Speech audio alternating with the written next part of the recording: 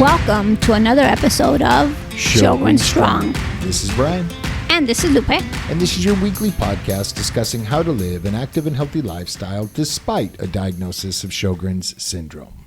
Today, we are going to talk about 0 days. Last week, I made a post about how I've accepted my new norm and how it's okay to take 0 days when you need them. And a fellow Shogi, she asked me, do I plan 0 days? And before I answer that, we want to explain to you what a 0 day is. So, Brian? So, in athletics or endurance sports, a 0 day is a day where you do not work out. For example, if you're riding your bicycle across country, a 0 day, you ride no miles. If you're hiking, you hike no miles. If you're working out, going to go hit the gym, you don't. So it's a day to rest the body, rejuvenate your muscles, and just take a day to where you're not exerting yourself. That term is kind of new to me. I learned it within the last year. I liked it, and I thought that I would apply it to my Sjogrens when I need a 0 day. So, Lupe, do you plan 0 days?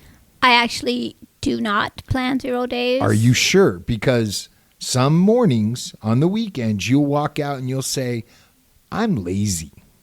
And I know that's a 0 day for us. But is that planned? I mean, did I plan for it yesterday or did I plan for it last week? No, it just happens. For me, it just kind of happens. So you wake up in the morning and you're like, today's a 0 day. It depends how I feel. And yes, that's when I decide.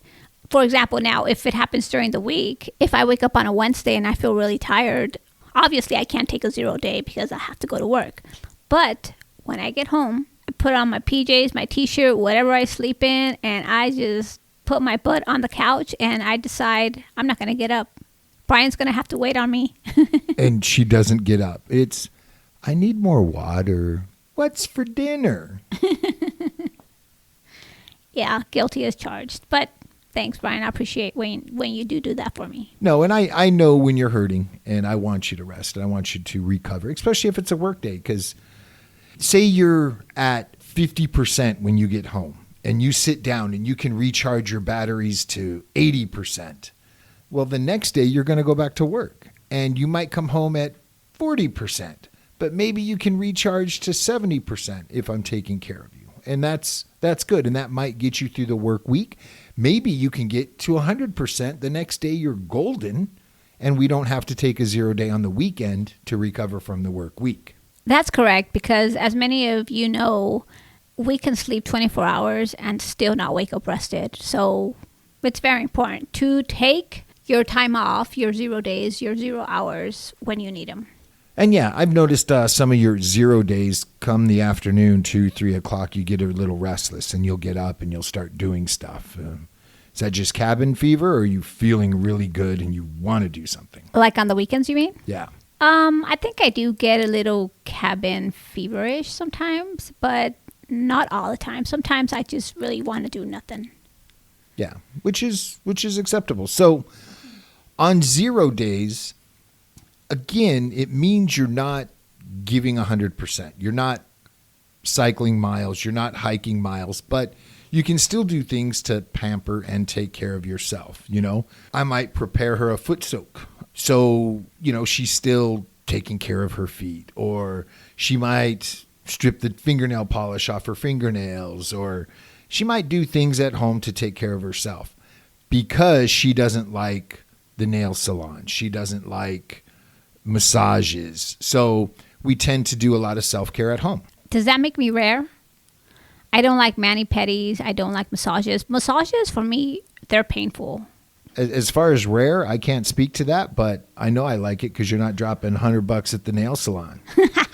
It's funny that you say polish my nails because I don't even do that. But anyways, yeah, so basically that's what a 0 day is.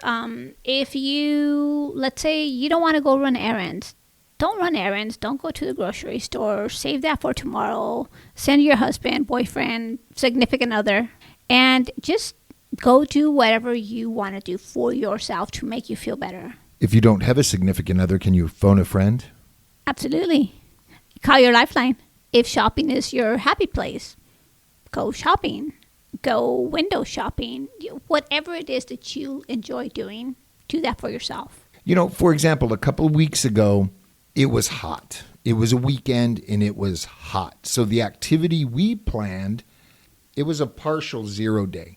We went to the movie theater.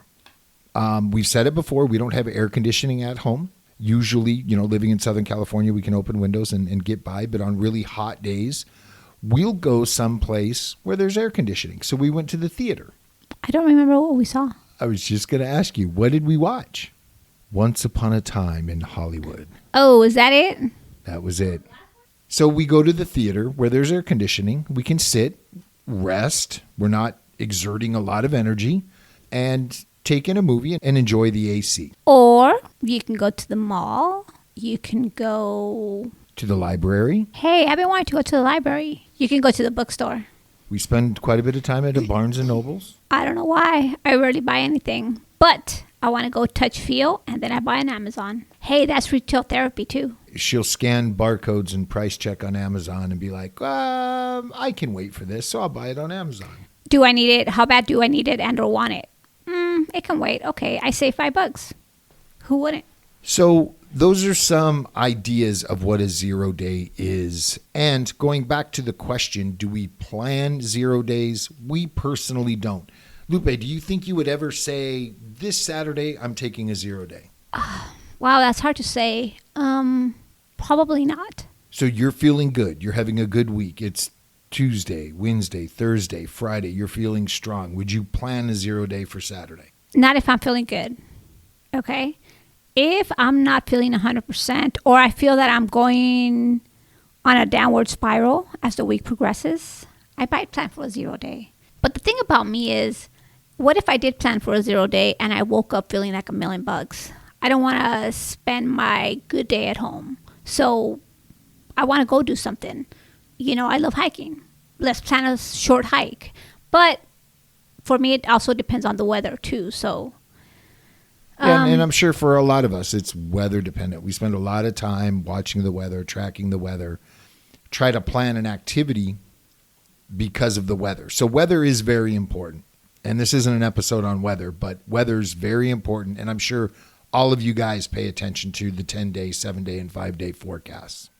I think it's easy for us to just get up and go sometimes if we're feeling good because we don't have kids. Some people do have kids and it's not too easy for them. I had that same thought process of if you get up and you're feeling good, go make the most of that day. Go live Sjogren strong. If we are going to do outside activity or anything strenuous, we plan it for a Saturday. So if we do overdo it, we have Sunday to recover and get ready for the work week. Like yesterday, it was hot, but in the morning it wasn't too bad. So we got up, got around, we took a drive, and we thought we would record in the field. And so that didn't turn out too well because we chose a spot that was way too close to the airport, and every 2 minutes there was a plane flying overhead. But it was beautiful, and we still got to hang out together outside. There was butterflies. It was beautiful. Yeah. Until it got hot. Then we went home.